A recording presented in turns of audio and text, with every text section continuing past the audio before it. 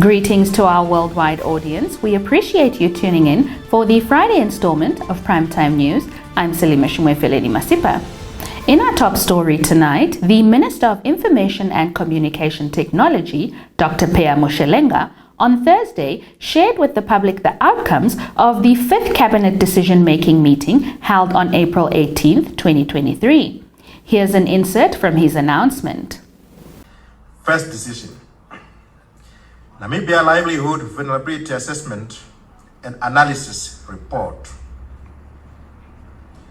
Cabinet endorsed the outcome of the 2022 Vulnerability Assessment and Analysis Report and directed the Office of the Prime Minister to extend drought relief program in Kunene region, part of Erongo and Umsati regions, from the 1st of April 2023 to the 30th of March 2024, amounting to 121 million according to existing criteria. Cabinet granted approval for the Ministry of Gender Equality, Poverty Eradication and Social Welfare to continue increasing the coverage for social grants and the implementation of food assistance program for the marginalized communities. Cabinet directed the Ministry of Agriculture, Water and Land Reform to continue promoting resilience, climate-smart agricultural production in the areas which depend on crop and livestock activities. Cabinet directed the Ministry of Agriculture, Water and Land Reform to strengthen transboundary disease, pest early warning and surveillance systems, especially for the African migratory locusts and foot and mouth disease in livestock. In environmental news, Nina Fashione, Executive Director of the International Rhino Foundation, has urged Botswana, Namibia and South Africa to intensify their regional cooperation in the battle against rhino poaching. Her call comes in response to the recent tragic shooting of 4 rhinos, 2 of which perished by unidentified assailants at the Kama Rhino Sanctuary in Botswana.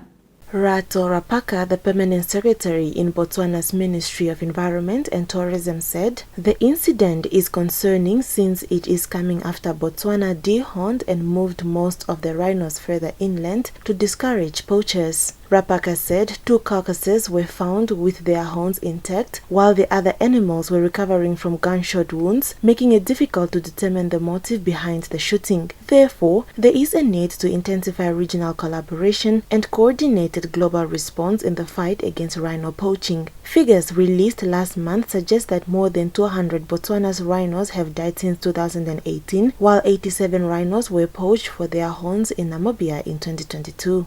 Meanwhile, 15 private tourism companies from both Namibia and Botswana are taking part in the Learning Energy Efficient Network program focused on enhancing energy efficiency and reducing carbon emissions in the Kavango-Zambezi Transfrontier Conservation Area. Here's our report with more details.